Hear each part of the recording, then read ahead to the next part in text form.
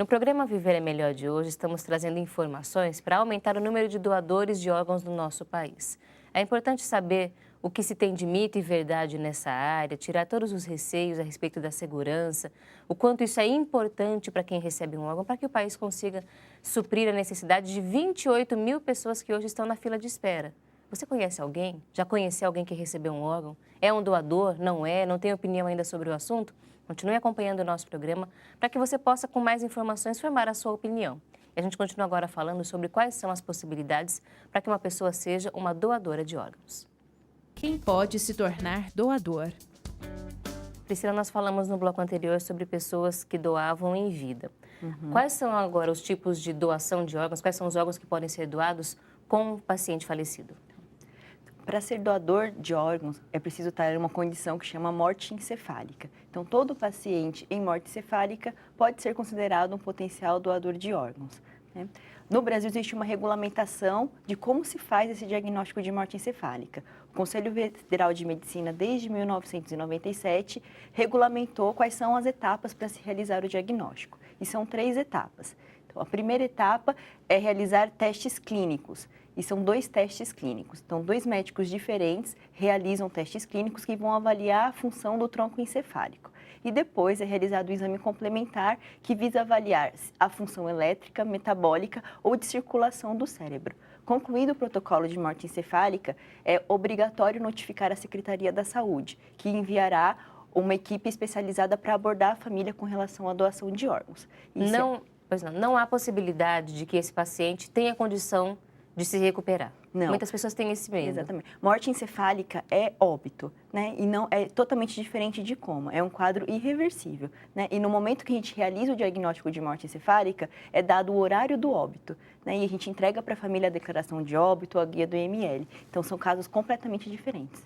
A condição de saúde dessa pessoa tem um padrão a ser seguido, alguma exigência de que ela pode ou não ser uma doadora? Sim, existem contraindicações absolutas, né? Que no caso são doenças que a gente pode transmitir para o potencial receptor de órgãos. Então, ó, HIV, por exemplo, paciente que tem AIDS não pode doar órgãos, e algumas doenças como câncer, que pode ser transmitida, e infecções ativas. Com relação à idade, não existe um limite. Então, em qualquer idade, você pode ser doador de órgãos.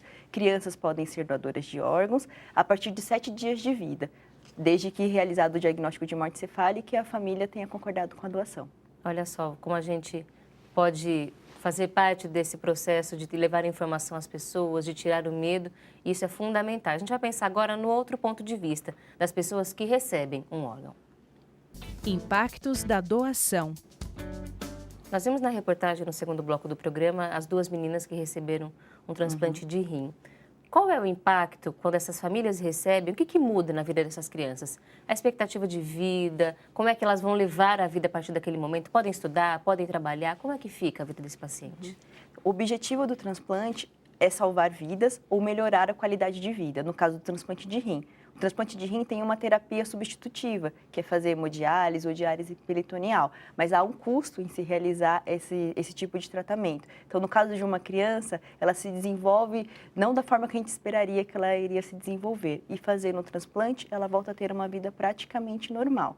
O que é importante frisar é que o transplante ele é uma forma de tratamento, não é a cura da doença de base que essa pessoa que a levou ao transplante, né? Então, talvez um tratamento para a doença continue acontecendo, uso de medicamentos, estilo de vida. Exatamente, ele vai precisar de acompanhamento para o restante da vida e tem que mudar o estilo de vida e tudo mais. Mas, com certeza, a qualidade de vida, isso já é comprovado cientificamente, melhora infinitamente após o transplante. A pessoa consegue, na maioria das vezes, voltar às suas atividades normais. Escola, trabalho. Exatamente. A sobrevida do transplante hoje em dia, graças ao desenvolvimento tecnológico da medicina, já é mais de 80% após 5 anos, né? Isso depende de várias variáveis, né? Em relação a qual é o tipo de doador, qual é a doença de base, quais as condições do transplante e, principalmente, como que o paciente cuidou desse órgão depois que ele recebeu. Se o estilo de vida não era bom, ele vai continuar sendo prejudicial à saúde, mesmo sendo um órgão diferente. É interessante não esquecer disso também. Qual é o risco de rejeição? A gente escuta falar muito disso, que o transplante foi realizado, mas que não deu certo. O que significa isso? Atualmente, a gente não tem mais o risco de rejeição hiperaguda, que é no momento que a gente transplanta perde o órgão, mas todos os pacientes irão perder os órgãos por rejeição crônica e por isso que a gente precisa tomar medicações para diminuir a rejeição ou para tratá-la, que são os imunossupressores. E os pacientes transplantados vão fazer uso dessas medicações por toda a vida para que esse processo de rejeição crônica seja o mais prolongado. Porque por ser um órgão de outra pessoa, o corpo vai ficar lutando contra ele? É mais ou menos isso? Exatamente isso, né? A gente faz testes de compatibilidade no pré-transplante, mas não é um órgão dele, né? É um não-self, que a gente chama. Então, com certeza, ele vai ter rejeição ao longo da vida. E a equipe de saúde como um todo tenta fazer o manejo da imunossupressão, porque a imunossupressão tem muitos efeitos colaterais. Se a gente aumentar muito a imunossupressão, o paciente vai sofrer com os efeitos colaterais dessa medicação. Mas se ele não tomar, ele vai sofrer também porque vai perder o órgão que ele recebeu. Então, esse é o grande desafio após o transplante, conseguir encontrar a dose exata dessa medicação para que ele consiga viver com o órgão e consiga conviver com as complicações pós-transplantes relacionadas à imunossupressão. E é um tratamento que vai durar a vida toda. A pessoa sempre vai ter que fazer esse acompanhamento, usar os medicamentos. Exatamente, a vida toda. E todo esse tratamento é financiado pelo Sistema Único de Saúde. Ele nem é disponível nas farmácias para comprar. Então, a Anvisa, que regulamenta isso, impossibilita que a gente consiga vender esses medicamentos. É só o Sistema Único de Saúde que fornece esses medicamentos no pós-transplante. Essa pessoa que recebe o órgão e até a própria família tem que passar por algum acompanhamento psicológico? Sim, não só psicológico, mas com toda a equipe multiprofissional, né? Então, passa com enfermeiro, nutrólogo, fisioterapeuta, psicólogo, para justamente acompanhar essa família ao longo do tratamento. É super importante. Nós vamos continuar falando sobre o assunto depois do momento de prece. Nós vamos tirar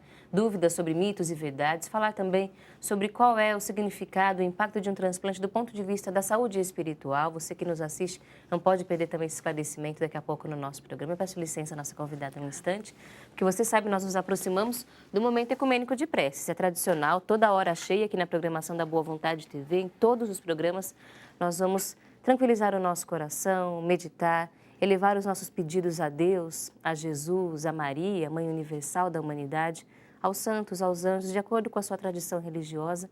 Mas o importante é que você se sinta à vontade neste espaço. Nós convidamos você a tranquilizar o seu pensamento e o seu coração, estudando junto conosco o Evangelho de Jesus. Trazemos a passagem do Evangelho segundo João, capítulo 13, versículos de 12 a 15. Uma lição de humildade.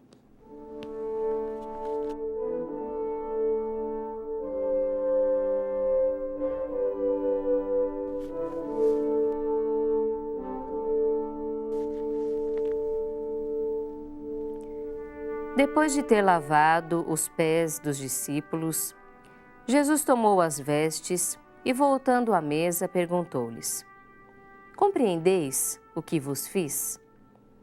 Vós me chamais Mestre e Senhor, e dizeis bem, porque eu o sou. Ora, se eu, sendo o Senhor e Mestre, vos lavei os pés, também vós deveis lavar os pés uns aos outros. Porque eu vos dei o exemplo, para que, como eu vos fiz, façais vós também.